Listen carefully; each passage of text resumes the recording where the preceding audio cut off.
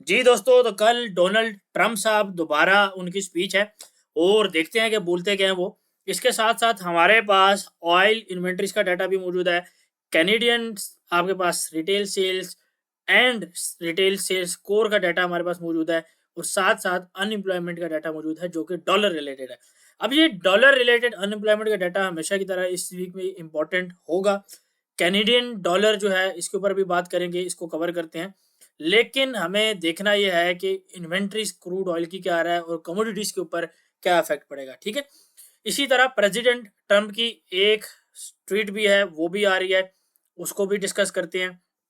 तो पहले अच्छा, इसके साथ साथ हमारे पास फ्राइडे को, मैं इसको थोड़ा सा ऑलरेडी कवर कर दूं क्योंकि फ्राइडे को तकरीबन रात को, ठीक है, बैंक ऑफ जापान की न्यूज़ है और this is one of the main news जो कि इस वीक भी और आने वाली भी है, because it is again related to carry trade 2.0। Elections भी हो चुके हैं, रिजल्ट्स भी आ चुके हैं और साथ साथ अभी दोबारा कुछ खीर पक रही है, कुछ ऐसी चीज़ हो सकती है जो कैरी ट्रेड 1.0 में हुई थी और जिसमें हमने टॉप सेंट्री पकड़ी थी। जो हमारे साथ जुड़े हैं उनको याद रहेगा। अच्छा, इसके साथ साथ पहले चार्ट्स को देख लेते हैं, फिर इन्वेंट्स के ऊपर दोबारा स्विच करते हैं। डिक्सी, अगर आपको याद होगा तो डिक्सी हमारे पास इस मिड चैनल से रिजेक्शन हुई। पहले भी यहाँ से मिड चैनल से रिजेक्शन हुई, अगेन भी हुई और तीसरी दफा जब रिजेक्शन हुई तो यहाँ पे तीसरे टच में मार्केट ब्रेक डाउन भी हुई है।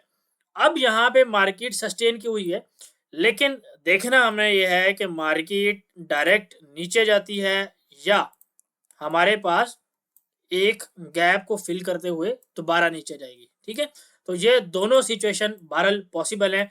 बेस्ट सिनेरियो वुड बी कि हम गैप को फिल करते हुए जाएं, बिकॉज यहाँ पे हमें अच्छी buying opportunities in euro dollar, GBP dollar, Australian dollar, New Zealand dollar, इनमें मिल सकती है। And of course USD JPY, USD CAD, इन पेयर्स के अंदर हमें एक सेलिंग अपॉर्चुनिटीज मिल सकती है।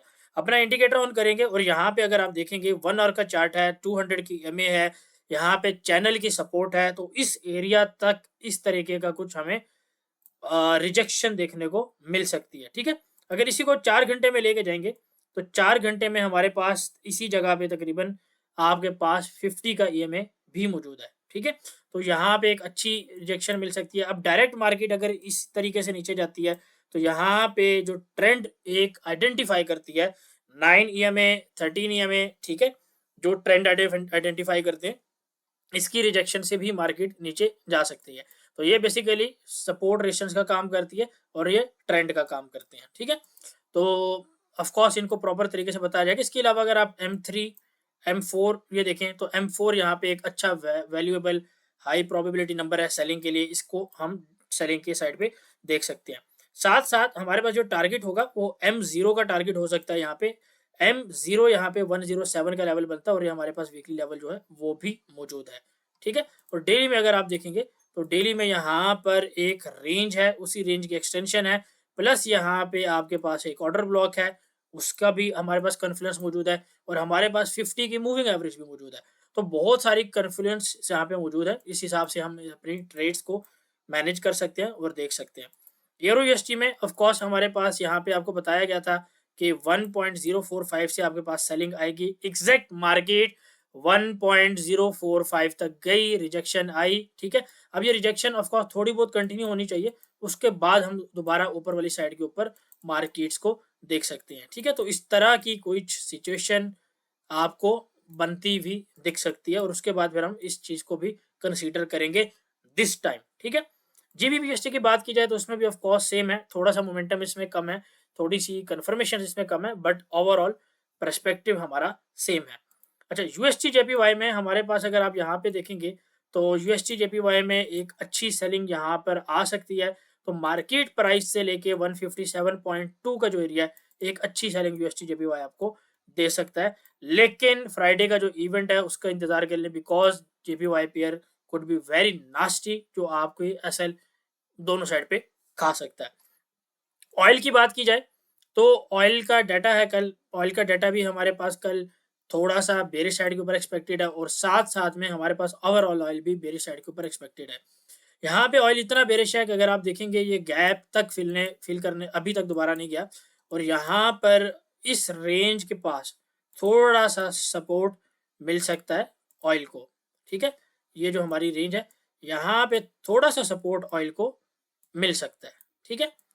तो ये एक इम्पोर्टेंट जोन होगा यहाँ तक। अगेन वो 74, मुझे ऑनेस्टली 74 भी थोड़ा सा ब्रेक होता हुआ लग रहा है। हम यानी कि डायरेक्ट थोड़ा सा 72 वाली साइड के ऊपर डायरेक्ट जा सकते हैं, ठीक है। पॉसिबिलिटीज उसकी मौजूद है। बहरहाल जो ग्रुप है उसका आप कैसे ज्वाइन कर सकते हैं, नीचे नंबर गिवन है, फ्री ऑफ कॉस्ट है, कोई पैसे आपको नहीं देने, ठीक है। आए ज्वाइन करें, सिग्नल लें, और डेली के 5 से 8 सिग्नल आते हैं। ऑलमोस्ट 85-90% एक्यूरेसी होती है। पिछले 2-3 दिन से 100% एक्यूरेसी है, ओवर 10 सिग्नल्स, ठीक है। स्कैल्पिंग है भरपूर तरीके से हो रही है गोल्ड की, ठीक है। तो गोल्ड को तो इतना स्कैल्प करा है, और उसके बाद बिटकॉइन को तो इतनी स्कैल्पिंग करी है कि बिटकॉइन साहब का मैसेज आया, वो कहते हैं कि जी मेरा नाम चेंज कर दें, आपने जो है मुझे थोड़ा सा पछाड़ के रखा हुआ है। तो बिटकॉइन जो है बहुत अच्छी मूव दे भी रहा है और बातें सुन भी रहा है आजकल, ठीक है। अनलाइक गोल्ड थोड़ा सा हम सेलिंग में सही साइड पे इंक्लाइंड है, बट जो है एनी हाउ। तो बिटकॉइन के बाद अगर गोल्ड की बात की जाए, तो यहाँ पर हमारे पास लेवल जो है ये हमारे पास मौजूद है 2762 से लेकर हमारे पास 2770 का लेवल मौजूद है, ठीक है। अच्छा, अब ये लेवल बेसिकली टैप हो चुका है, ठीक है। तो ऊपर के लेवल जो है मैं वो उनको ज़्यादा कोट करूँगा, वो 2777 का लेवल है, 2786 का लेवल है। इन लेवल्स को आप सेपरेटली भी ट्रीट कर सकते हैं और इनको आप रेंज भी कर सकते हैं। कैसे रेंज कर सकते हो, बात समझना आप मेरी बात को। यहाँ पर इस पूरी को एक रेंज ले सकते हो सेलिंग के लिए 70 पिप्स 80 पिप्स के एसएल के साथ, और या इसको एक रेंज ले सकते हो 70 पिप्स 80 पिप्स के एसएल के साथ, ठीक है। तो इस रेंज में एक ट्रेड बन जाएगी, इस रेंज में 2 ट्रेड बन जाएगी, दूसरी ट्रेड बन जाएगी, ठीक है। अगर इन लेवल्स को सेपरेट सेपरेट ट्रीट करते हो तो यहाँ पे आपको थोड़ी सी फर्दर कंफर्मेशन भी देखनी होगी, और ये फिर आपके पास trade number 1, trade number 2, trade number 3, तीनों की तीनों ट्रेडें सेल की बनेंगी, ठीक है। अब आ जाते हैं मार्केट के अंदर। अगर यहाँ पे इस एरिया को मार्केट फ्लिप करती है तो आप इन लेवल्स तक बाय भी देख सकते हैं, ठीक है। और यहाँ पे क्या बाय की स्थिति होगी, TP1, TP2, TP3, सिंपल सी बात है, ठीक है। ये लेवल सेलिंग की एंट्रियां भी हैं और बाय के टीपीस भी हैं, ठीक है। लेकिन अगर मार्केट हमारे पास यहीं से इसी लेवल से नीचे आती है तो ऑफ कोर्स हमारे पास 2730 का लेवल एक अच्छा लेवल बन सकता है, ठीक है। यहाँ पे अगर 4 घंटे में देखेंगे, यहाँ पे हमारे पास एरिया मौजूद है, 2 घंटे में भी आपके पास यहाँ पे एरिया मौजूद है, और 1 आवर के अंदर भी आपके पास मौजूद है। इसके साथ साथ अगर यहाँ पे देखेंगे आपके पास एक M4 लगा है जो कि 2767 का लेवल बनता है, तो ये भी एक अच्छी सेलिंग अपॉर्चुनिटी आपको विद इन द जोन देख सकता है, ठीक है। अच्छा, M4 से मार्केट हमारे पास M2 तक भी पॉसिबिलिटी रखती है, बट उसको M3 क्रॉस करके यहाँ पे M2 पे आना पड़ेगा, ठीक है। तो ये M2 का मतलब बेसिकली आप सिंपल अल्फाज में सपोर्ट समझ लें अभी इस सिचुएशन के अंदर। अच्छा, मूविंग एवरेज की अगर बात की जाए तो यहाँ पे 9 और 13 ट्रेंडिंग जो बेसिकली ट्रेंड को मेंटेन रखते हैं, वो मूविंग एवरेज यहाँ पे अभी तक वैलिड है, और यहाँ पे अभी तक स्टिल ट्रेंड जो है वो बुलिश मौजूद है, ठीक है।